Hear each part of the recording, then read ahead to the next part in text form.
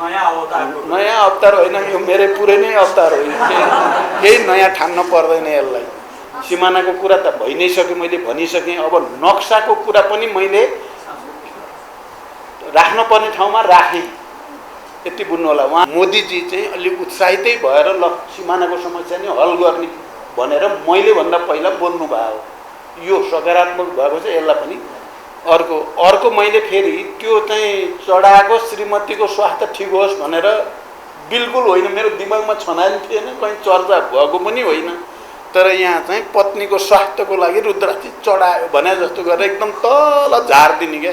अब मोदीजीले त हिमालयको उचाइसम्म पुर्याउनु पर्छ नेपाल भारत सम्बन्धमा भन्नेसम्मको शब्दको त्यहाँ प्रयोग भयो। मेरो पत्नीको स्थिति के छ पत्रकार साथीहरू तपाईँहरूलाई थाहा छ, नेपाली जनतालाई, संसारलाई थाहा छ।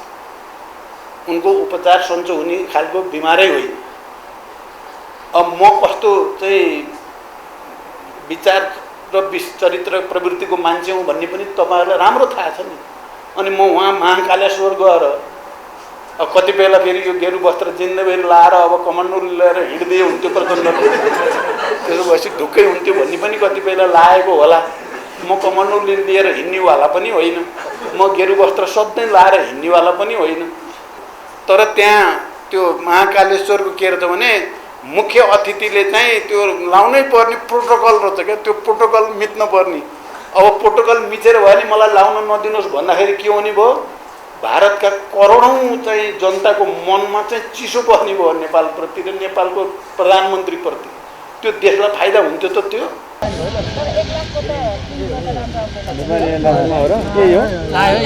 ल्यान्ड भयो साथी, म त कताबाट कता पो पुगेँ त। लडलाई सुजन तिमी हामी हात बाँध्नुपर्छ जस्तो।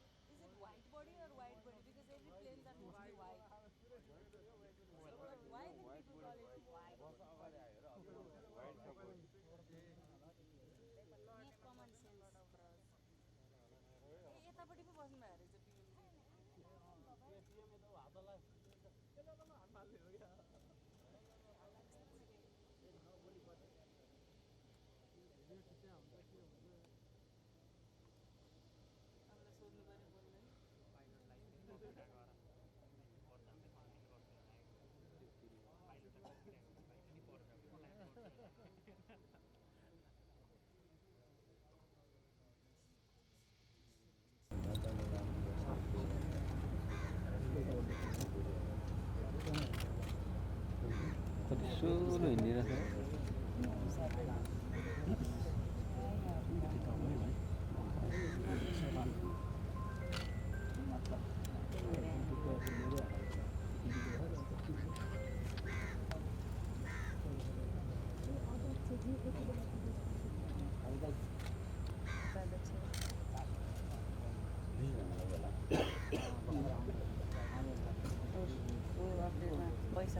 पैसाको काम भन्नु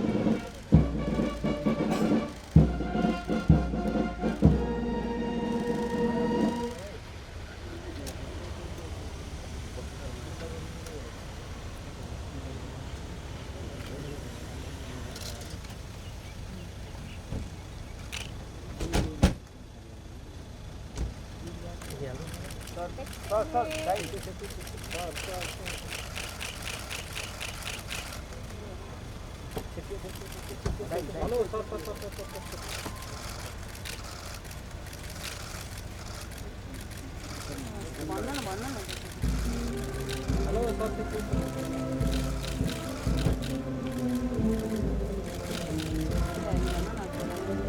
मन्त्रीज्यू यता यता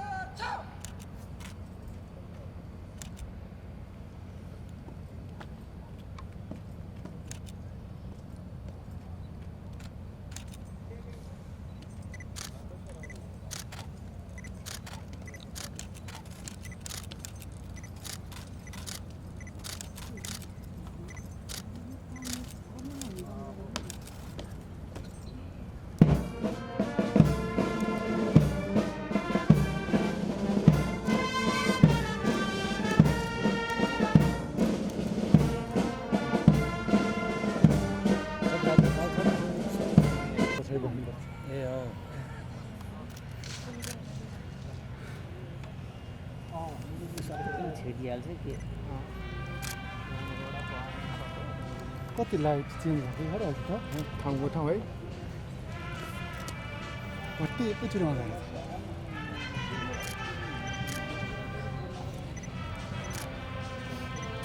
त्यहाँको 200 आइसी चेन्ज गरेको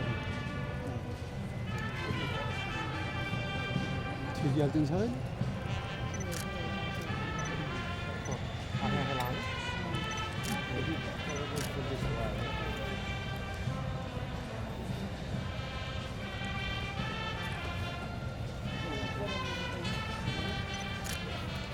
अलिक पाएँ मासु जानु अरे जाउँ पुगेन बोलाउँछ होइन त्यहाँ गइसक्यो अरू गएर छैन गइसक्यो तिमी जानु तिमी गर्दै भ्याउँदैनहरू होइन सबै पैसा सुन्छ बहन दिँदैन जानु छ तपाईँ जानु यहाँबाट मा कता लाग्छ त भयो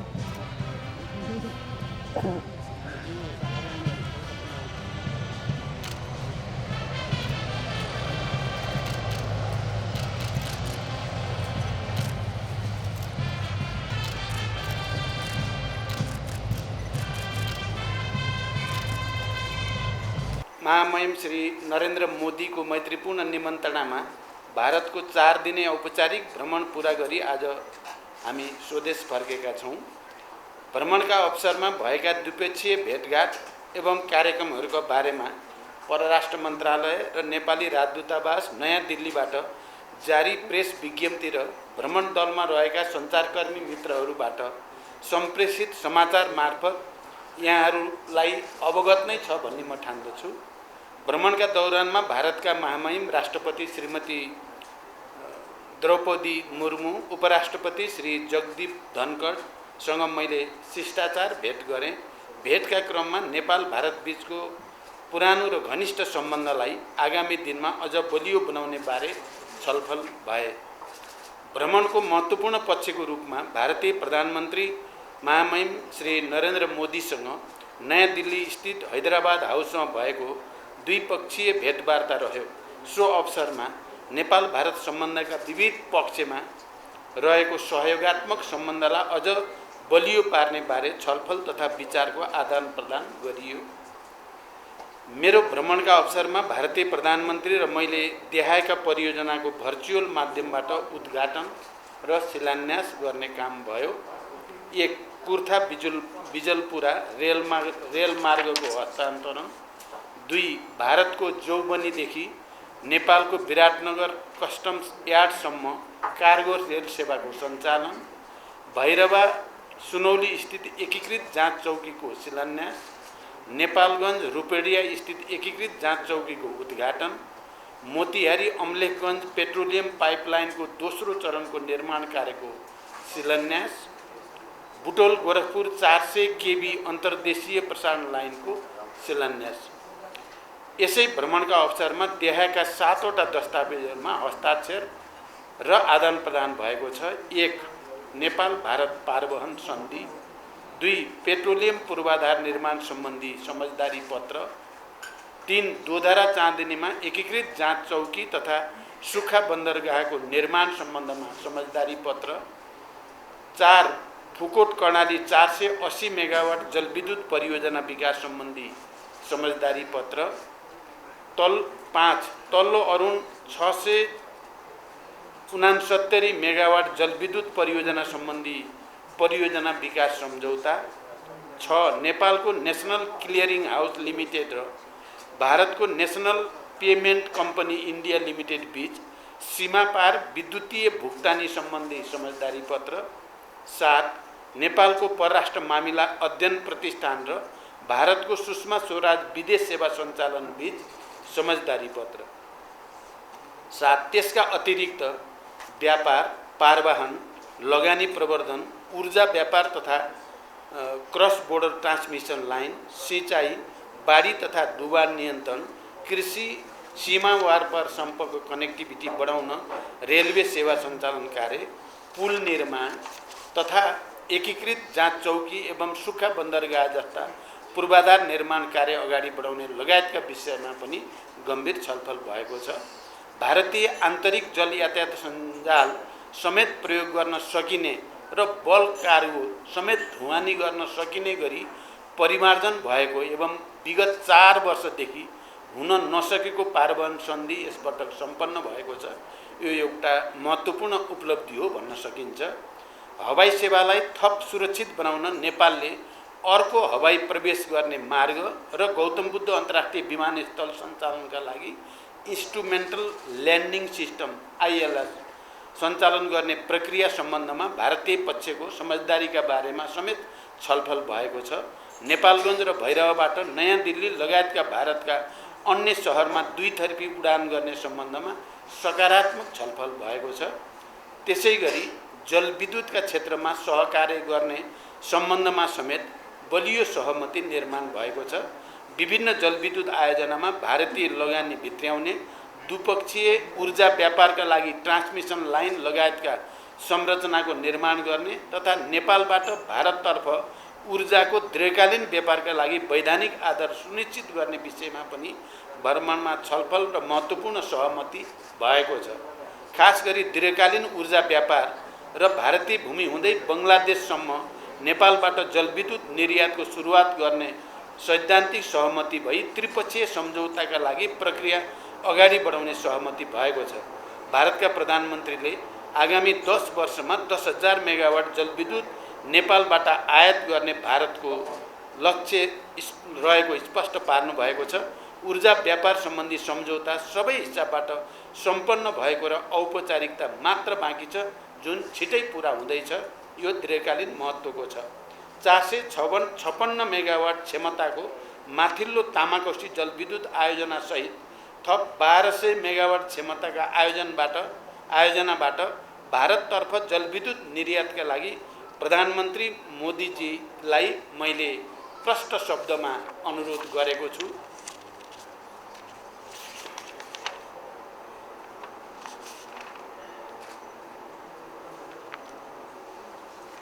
साथै नेपालमा निर्माणाधीन जलविद्युत, सडक जस्ता ठुला विकास निर्माण परियोजनाका लागि अति आवश्यक विस्फोटक पदार्थको सहज र सरल आपूर्तिका लागि प्रधानमन्त्री मोदीसँग सकारात्मक छलफल भएको छ।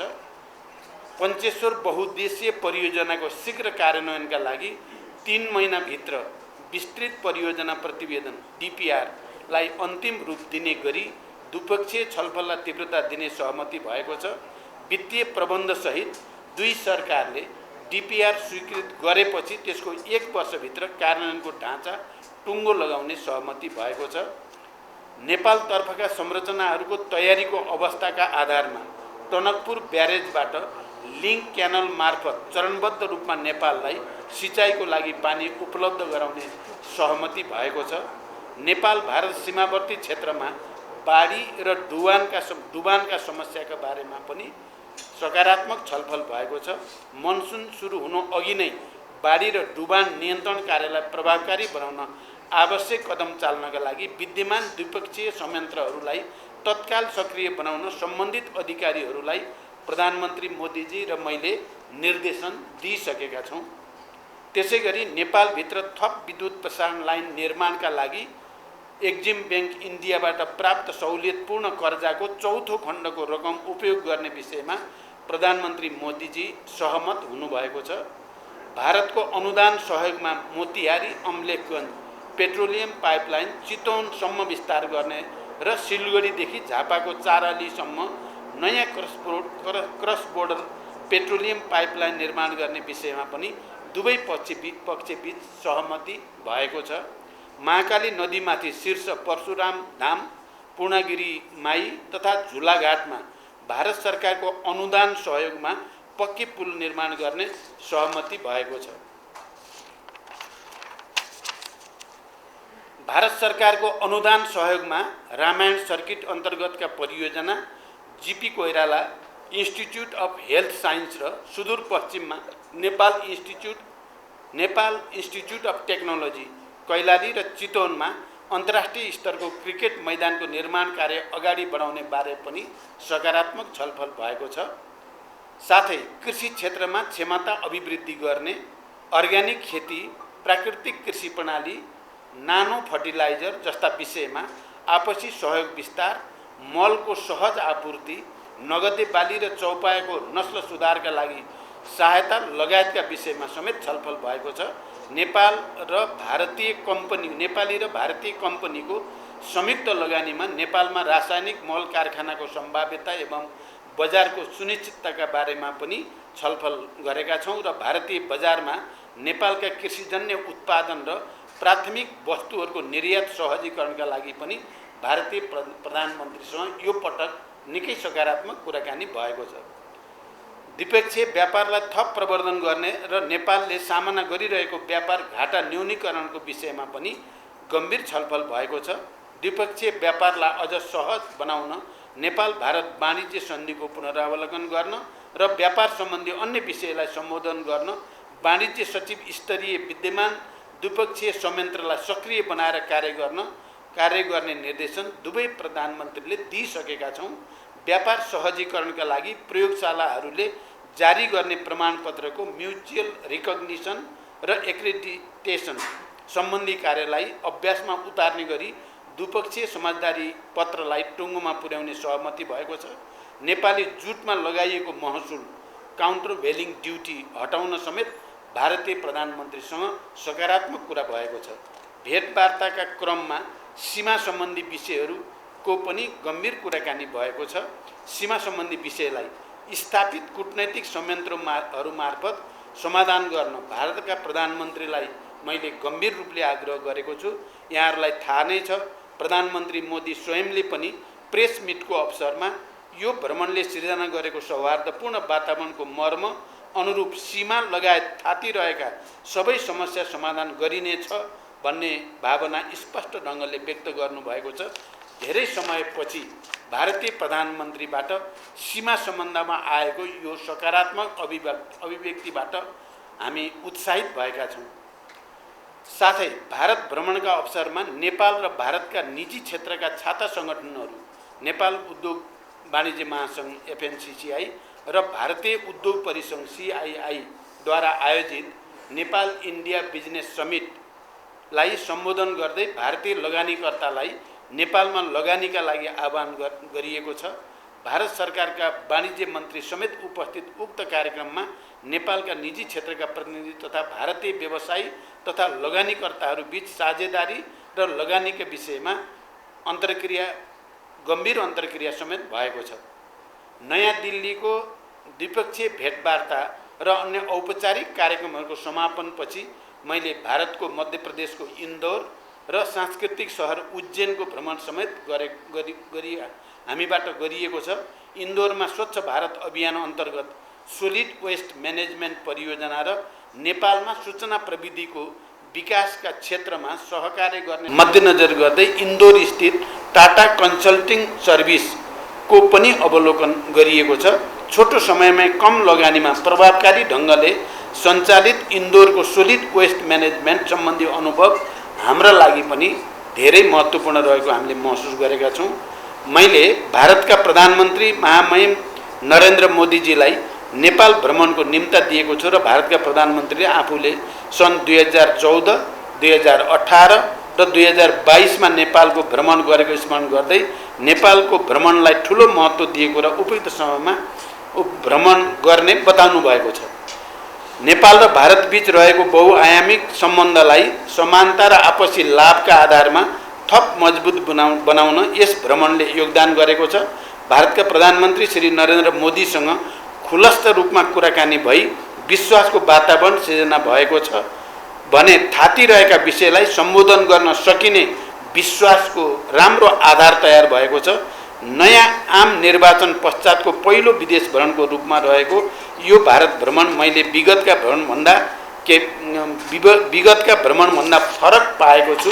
सारभूत रूपमा यो भ्रमण परिणाममुखी रहेको छ र भविष्यका लागि स्पष्ट मार्गदर्शन समेत गरेको छ।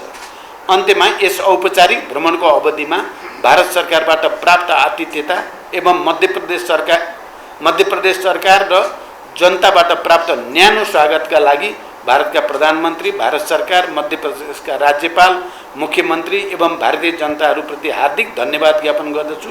यस भ्रमणबारे समाचार सम्प्रेषण गर्नुहुने सबै सञ्चारकर्मी मित्रहरूलाई पनि म विशेष धन्यवाद ज्ञापन गर्दछु। धन्यवाद। यो नयाँ चिज प्राप्त भयो कि भएन एउटा प्रश्न र अर्को प्रश्न, नेपाल र बङ्गलादेश जोड्ने बाटोको लागि नेपालको भूमि लिपुले, कालापानी, लिबियाधुरा यो साट्ने भन्ने विषयमा यो भ्रमणमा छलफल भयो कि भएन? भारतीय प्रधानमन्त्री मोदीले यो विषयलाई कसरी लिनुभयो? र अर्को प्रश्न, कति एउटैले सबै सोध्न सक्नु।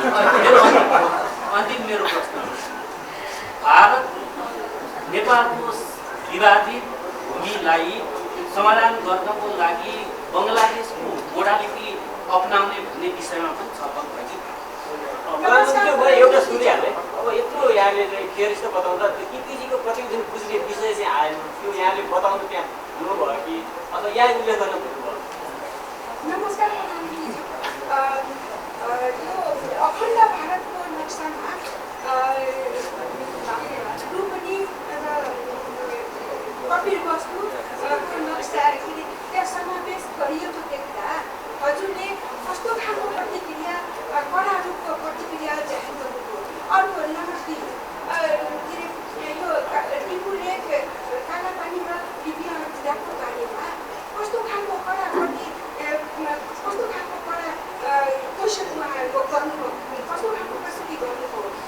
होला चीन र भारत दुवै देशसँग सहकार्य गरेर अगाडि जाने विषयहरू छन् कि अथवा दुई देशलाई सँगै लिएर अहिले एकैचोटि काम गर्न सक्ने अवस्था नरहनेको कि के छ यो विषय? धन्यवाद। प्रधानमन्त्री नमस्कार, म शिवको नेपालबाट बेला दिवस भन्दाखेरि मूलभूत रूपमा अब प्रधानमन्त्रीको आध्यात्मिक धार्मिक चिन्तन भएर हामी पाउँथ्यौँ। यसपल्ट 108 यो पहिलेदेखि लुकाएर राख्नु भएको थियो कि आध्यात्मिक चेतना चाहिँ अहिले प्रस्तुत गर्नुभयो कि? धन्यवाद। अब सबै प्रश्न आए जस्तो लाग्छ।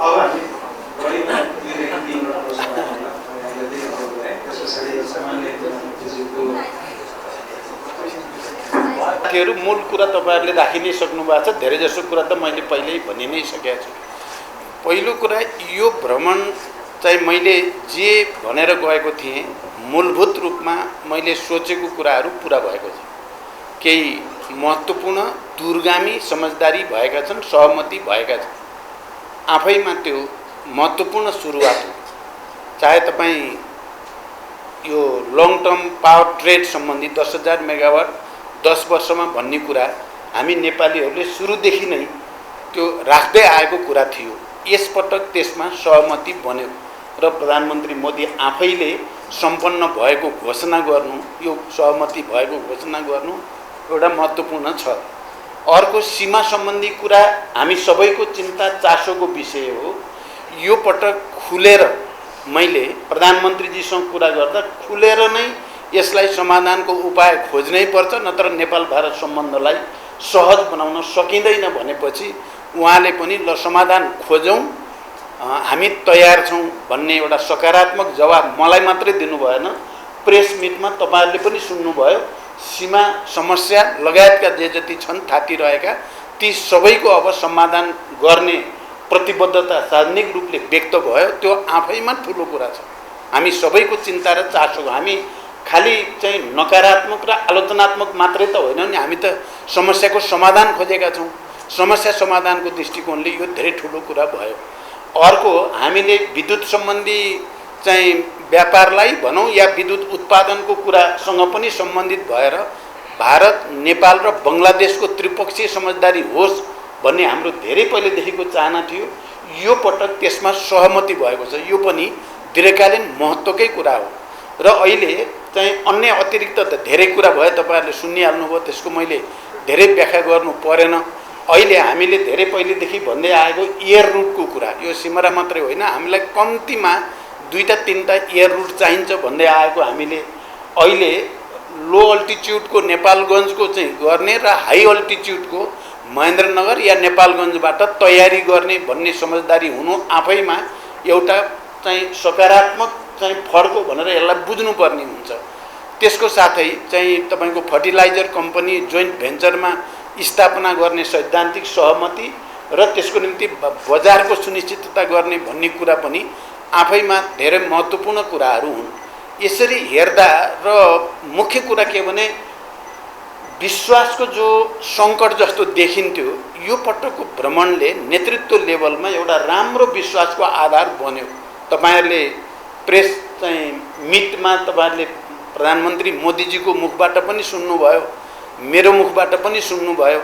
अब मोदीजीले त हिमालयको उचाइसम्म पुर्याउनु पर्छ नेपाल भारत सम्बन्धमा भन्ने सम्मको शब्दको त्यहाँ प्रयोग भयो र अनि उहाँले 2014मा नेपाल भ्रमण गर्दा पार्लियामेन्टमा बोल्दा जुन उत्साहको वातावरण थियो त्यसलाई स्मरण गर्दै त्यसलाई हिट भन्नुभएको थियो उहाँले। हिटको HIT को एउटा अर्थ थियो अहिले अब सुपर हिट गर्नुपर्छ भन्ने कुरा भित्रबाट पनि विश्वासको एउटा नयाँ वातावरण बन्दैछ भन्ने कुरालाई झल्काउँछ। चाहे त्यो रेलसँग सम्बन्धित कुरा होस्, चाहे तपाईको चाहिँ अब अनुदानमा चाहिँ पुलहरू बनाउने कुराहरू होस् या अनुदानमा सुक्खा बन्दरगाह बनाउने कुरा होस्, यो सबैले के अब माने एउटा चाहिँ के अरे टेक्निकल इन्स्टिट्युट स्थापना गर्नेसँग सम्बन्धित यी सबै कुराले के देखाउँछ भने नेपाल भारत सम्बन्ध 2019 देखि त अलिकति अप्ठ्यारो जस्तो भइरहेको सन्दर्भमा अहिले ट्रेड ट्रान्जिट ट्रिटी जो भयो, ट्रान्जिट ट्रिटी चाहिँ सम्पन्न हुनु पनि सानो नठान्नु होला। यो अब 25 वर्षको लागि हामी अब अलि सहज ढङ्गले व्यापार गर्ने कुरा, व्यापार घाटा हाम्रो चाहिँ त्यसलाई सहजीकरण गर्ने कुरा, कृषि उत्पादनलाई अहिले चाहिँ जति छलफल भयो धेरै हाम्रो छलफल हाम्रो यो व्यापार घाटा कम गर्न र हाम्रो नेपालमा कृषि उत्पादन वृद्धि गर्न, भन्सारमा सहजीकरण गर्ने बारेमा मेरो र प्रधानमन्त्री मोदीजीको बारेमा धेरै नै गम्भीर ढङ्गले र खुला मनले कुरा भयो। यो सबैले के देखाउँछ भने यो भ्रमण विगतको भन्दा फरक विश्वासको वातावरण मात्रै होइन परिणाममुखी पनि भएको छ।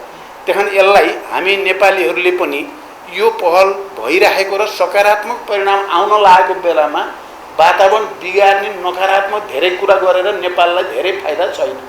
अहिले तपाईहरुले भने EPG को कुरा हो, हामी सबैको चासोको विषय हो।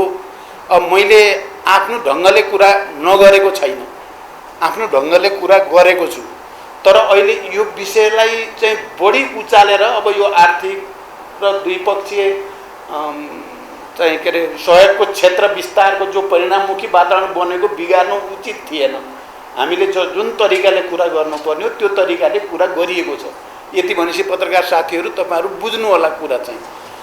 त्यस कारण यो भ्रमण फलदायी भएको छ। यसलाई अब हामी सबैले मिलेर चाहिँ जे सहमति समझदारी भएको छ त्यसलाई कार्यान्वयनमा लैजानु छ। कार्यान्वयन लैजान हामीले एउटा राम्रो वातावरण बनाउनु आवश्यक छ।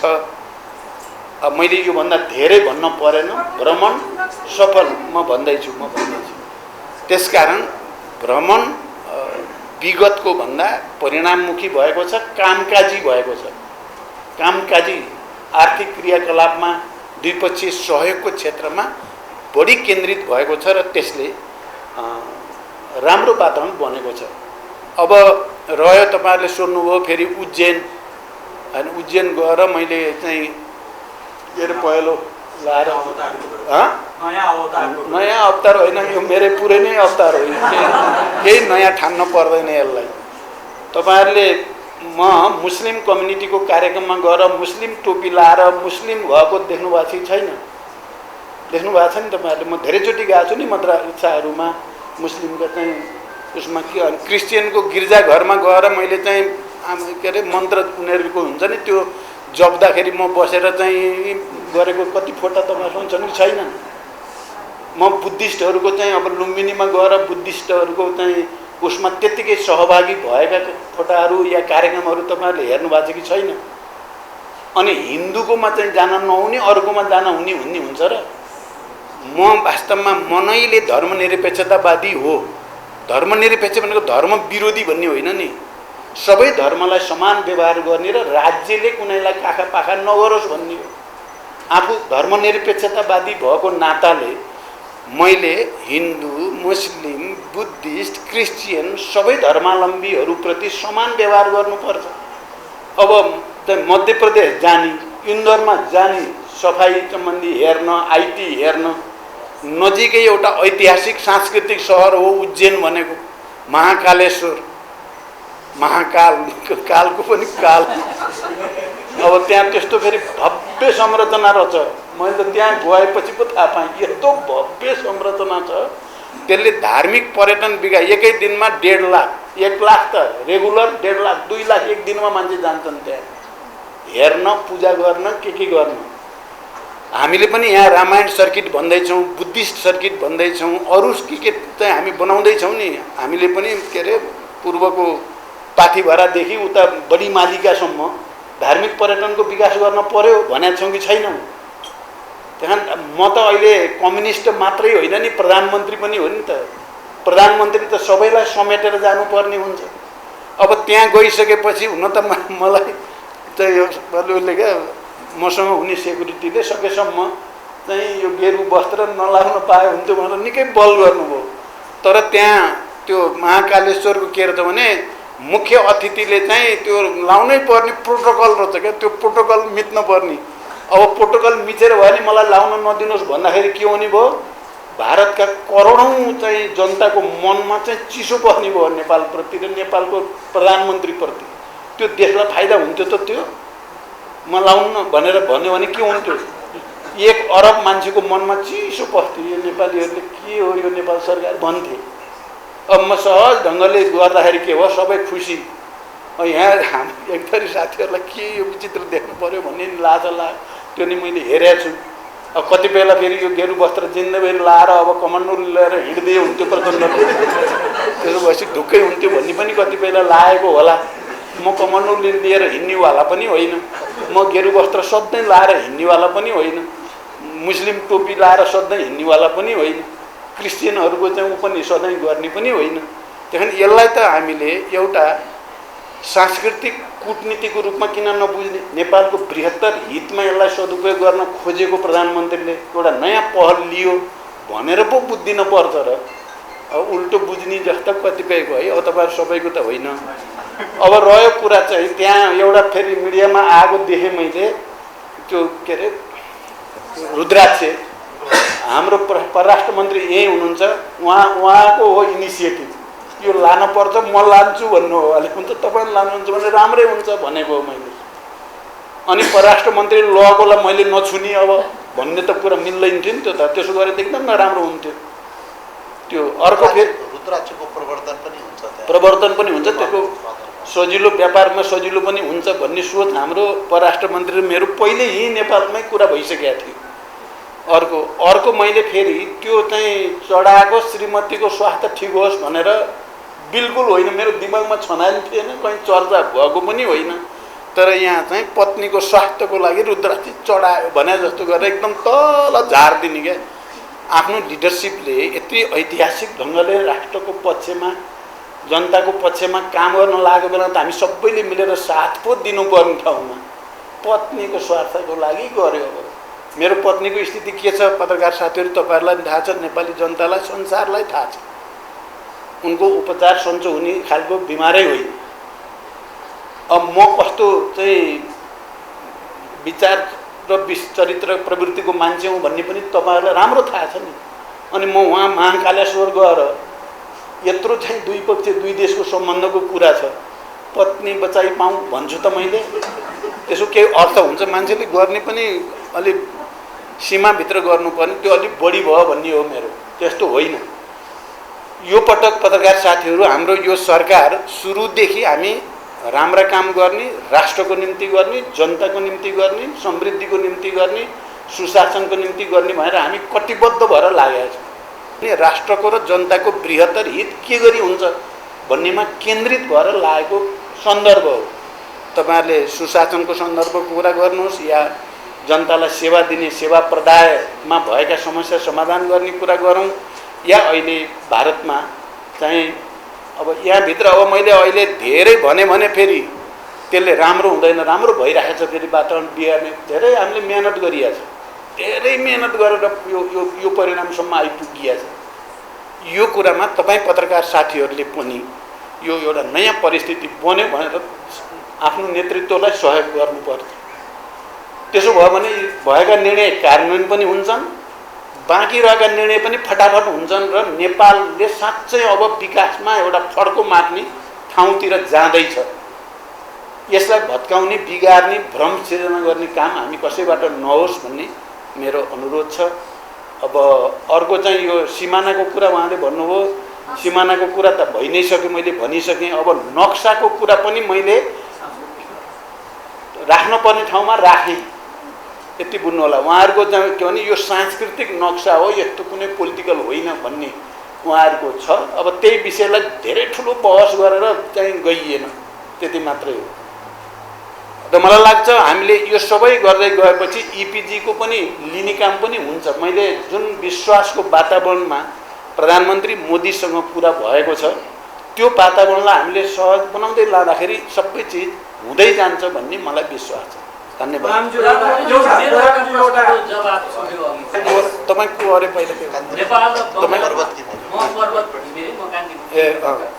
नेपाल र बङ्गलादेश जोड्ने बाटोको लागि नेपालको भूमि लिपुले कालापानी लिपिया कुरा तपाईँले त्यो सोध्नु भएको थियो। यो कुरा चाहिँ पक्कै पनि कुरा भयो।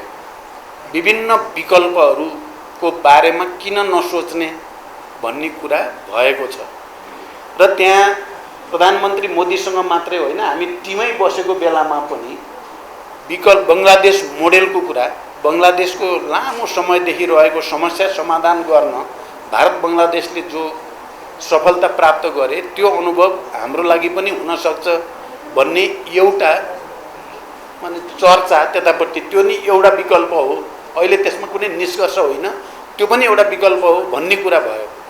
अर्को तपाईँले भने जस्तै चाहिँ हामीलाई बङ्गलादेश जाने बाटो दिने कुरा पनि एउटा विकल्प। नेपालका विज्ञहरूले भन्ने पनि राख्नु भएको छ, हामीलाई बङ्गलादेश जाने बाटो त्यही जमिन बराबर दिने हो भने त सजिलै हल हुन्छ भन्ने चाहिँ नेपाली विज्ञहरूको लगातारको भनाइ छ। त्यो पनि एउटा विकल्प हो।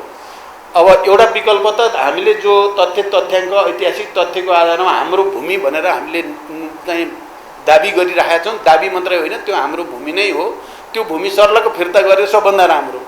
अथवा त्यो चाहिँ यदि स्ट्रेटेजिकल्ली चाहिँ केही संवेदनशीलता हो भने अरू विकल्पहरू पनि हुन सक्छन् भन्ने बारेमा छलफल भएकै कारणले मैले बुझेसम्म मोदीजी चाहिँ अलिक उत्साहितै भएर ल सिमानाको समस्या नै हल गर्ने भनेर मैले भन्दा पहिला बोल्नु भयो।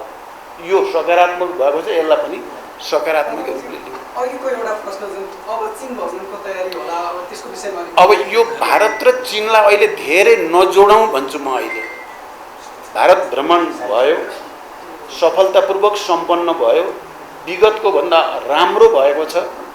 अब चीनको फेरि अलगै प्रसङ्ग हुन्छ। चीनको अहिले भ्रमणको कुनै मिति टुङ्गो केही नै लागेको छैन। बुवा फोरममा उहाँहरूले बोलाउनु भएको थियो, पछि फेरि चिनिया दूतावासबाट नै यहाँ राष्ट्रपतिको चुनाव, उपराष्ट्रपतिको चुनाव, अरू यहाँको चाहिँ अरू तयारीको चटारो देखेपछि उहाँहरूले नै खोइ बुवामा त जान सम्भव होला जस्तो देखिएन भनेपछि ठिकै छ पछि गरौँला भन्ने भएको हो। अहिले कुनै तोकिएको स्थिति छैन। ल, धन्यवाद।